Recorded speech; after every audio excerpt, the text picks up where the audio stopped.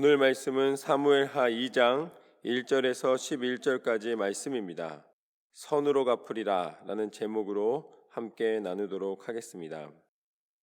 오늘 말씀의 시작은 이렇습니다. 그 후에 다윗이 여호와께 여쭈어 아뢰되 내가 유다 한 성읍으로 올라가리이까 여호와께서 이르시되 올라가라.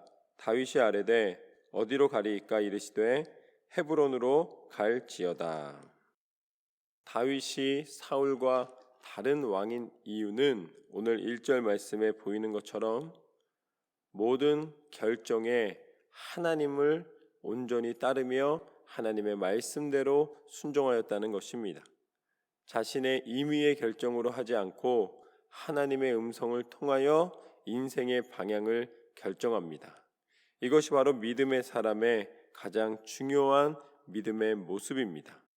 하나님이 원하시는 뜻을 분별하여 나아가는 것, 그것이 지혜이며 그것이 능력이며 그것이 하나님이 기뻐하시는 길인 줄로 믿습니다. 하나님, 나는 어디로 가리이까? 그때 헤브론으로 가라는 그 음성을 듣고 가게 됩니다. 다윗이 그의 두 아내 이스라엘 여인 아히노암과 갈멜 사람 나발의 아내였던 아비가일을 데리고 그리로 올라갈 때에 또 자기와 함께한 추종자들과 그의 가족들을 다윗이 다 데리고 올라가서 헤브론 각 성읍에 살게 하니라. 유다 사람들이 와서 거기서 다윗에게 기름을 부어 유다 족속의 왕으로 삼았더라. 이제 다윗은 함께하고 있는 모든 사람들을 데리고 하나님의 음성대로 순종합니다. 그리고 그곳에 가서 거하였더니 유다의 왕으로, 하나님 약속대로 유다의 왕으로 기름 부음을 받게 됩니다. 이것이 바로 다윗의 시작입니다. 다윗의 시작은 맨 처음부터 이스라엘 전체의 왕이 된 것이 아닙니다. 한 부분이지만 그곳에서부터 인정을 받고 그곳에서부터 시작하여 한 걸음 한 걸음 하나님이 뜻하시는 대로 하나님의 길을 걷게 됩니다. 그리고 이스라엘 전체의 통일 왕국의 왕이 됩니다. 이것이 바로 하나님의 섭리이며 하나님의 방법을 깨닫는 것입니다. 때로는 하나님이 한 번의 전체를 주실 때도 있어요. 때로는 하나님이 작은 것에서부터 시작하여 크게 이루시는 경우가 있습니다. 그 모든 방향과 방법을 결정하는 데 있어서 우리에게 필요한 것은 하나님이 내게 원하시는 것이 무엇인가를 분별하는 것입니다. 물론 쉬운 길이 아닙니다. 그것을 깨닫게 되는 것도 쉽지 않습니다. 그러나 기도할 때에 불가능한 것은 아닙니다. 하나님이 가능하기 때문에 오늘 말씀 가운데 적어주셨고 하나님이 그것을 원하시기 때문에 알려주셨습니다. 하나님은 우리가 하나님의 뜻을 분별하여 그 길을 걷기를 원하십니다. 믿음의 사람만이 볼 수 있고 영적인 눈을 뜰 때만이 보이게 됩니다. 그것을 하나님 앞에 간구하는 자에게 베풀어 주시는 은혜임을 믿고 하나님 앞에 열심으로 기도하고 말씀 가운데 하나님의 지혜를 구하고 하나님의 뜻대로 순종하는 삶을 살아가기를 소망합니다. 다윗은 그렇게 하나님의 뜻대로 헤브론에 가서 왕위에 앉게 됩니다. 그때 한 소식을 듣습니다.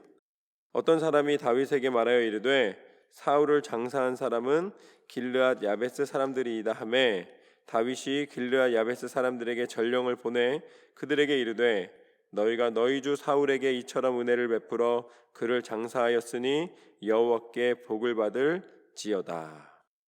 사울이 야베스 사람들을 도와서 야베스 사람들이 마지막 사울의 장사를 치러 주었던 것처럼 죽음은 굉장히 잔인하고 치욕스러웠지만 그러나 마지막 장사되는 것은 야베스 사람들이 잘 행해 주었습니다.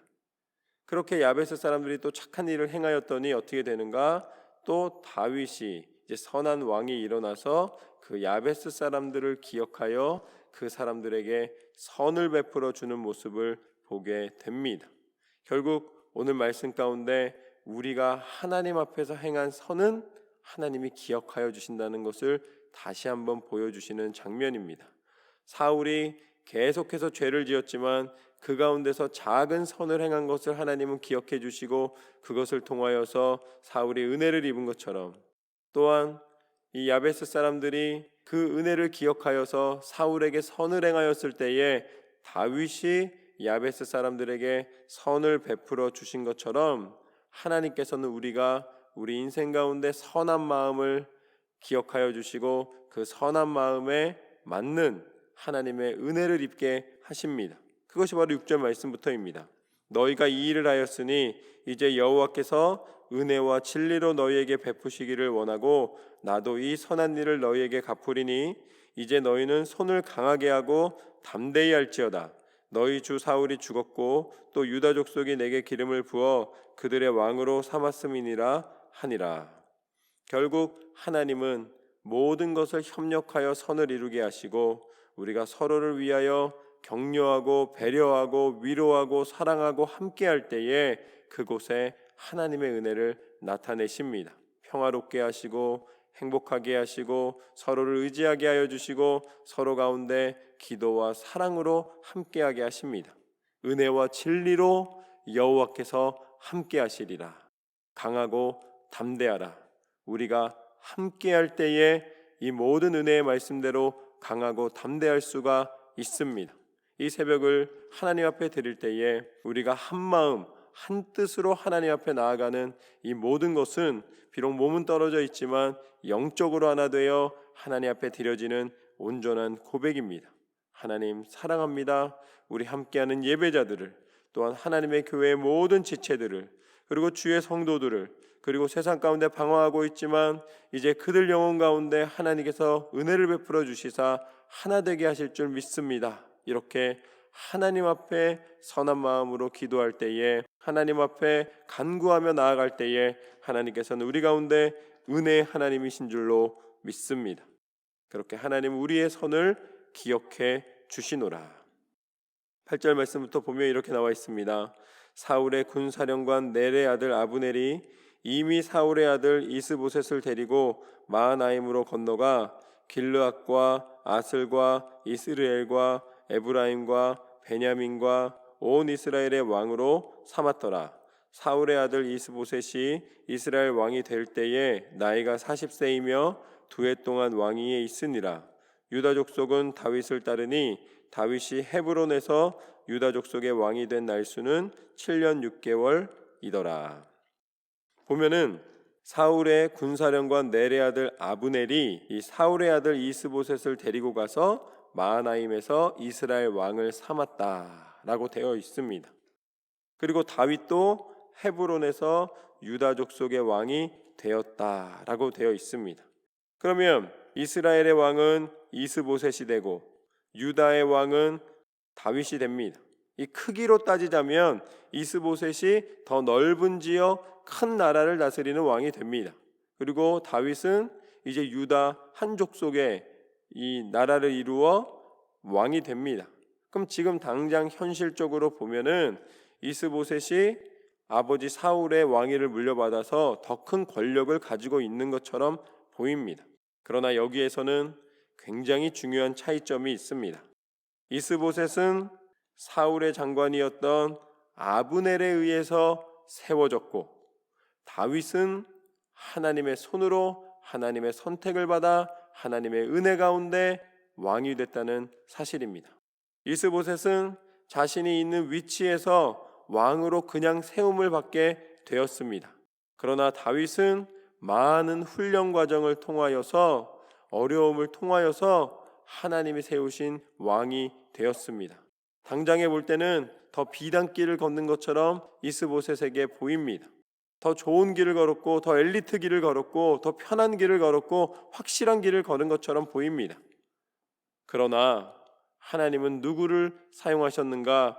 다윗을 사용하셨습니다. 그리고 결국은 이 전체를 통일하는 왕은 누가 되었는가? 다윗이 되었습니다. 비록 어려움과 고통과 이 현실적인 이 많은 시련이 있었다 할지라도 결국은 그것은 하나님이 미워서 하시는 것이 아니라 하나님의 사람이 하나님의 사명을 감당하기 위하여 그에 걸맞는 능력과 훈련 과정을 거치는 것입니다. 이것이 바로 하나님의 섭리이며 하나님이 세우신 왕 다윗 그 하나님의 섭리를 나타내시는 것입니다. 우리는 세상의 방법으로 편안한 길을 걷는 것이 축복처럼 보일 때가 있으나 그러나 궁극적인 하나님의 계획과 섭리 가운데 하나님이 세우시는 하나님의 리더가 되시기를 주님의 이름으로 축원합니다. 하나님이 인도하시는 하나님의 사람의 길을 걸으시기를 소망합니다. 하나님께서는 하나님의 방법으로 하나님의 때에 하나님의 일을 이루십니다. 내 방법과 내 계획이 아닌 하나님의 뜻에 순종함이 축복이고 그것이 능력이고 그것이 하나님의 온전하신 은혜를 받는 하나님의 길을 따르는 길인 줄로 믿습니다. 그것을 우리가 어떻게 알 수 있는가? 오늘 다윗의 길로 끝나는 것이 아니라 하나님께서는 당신이 친히 그 은혜를 나타내셨습니다. 그것이 무엇인가?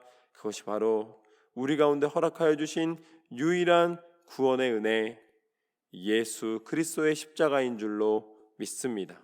예수님이 이 땅 가운데 오셨을 때에 세상의 방법, 세상의 계획, 세상의 기준으로 십자가를 지지 않으셨습니다.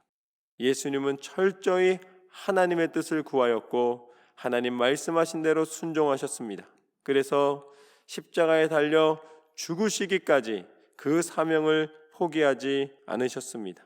그리고 그 놀라운 은혜와 능력이 십자가를 통하여 우리 가운데 구원의 은혜로 베풀어 주셨습니다. 이것이 바로 하나님께서 우리 가운데 허락하여 주신 가장 큰 선물, 구원자이신 예수 그리스도를 허락하셨다는 은혜입니다.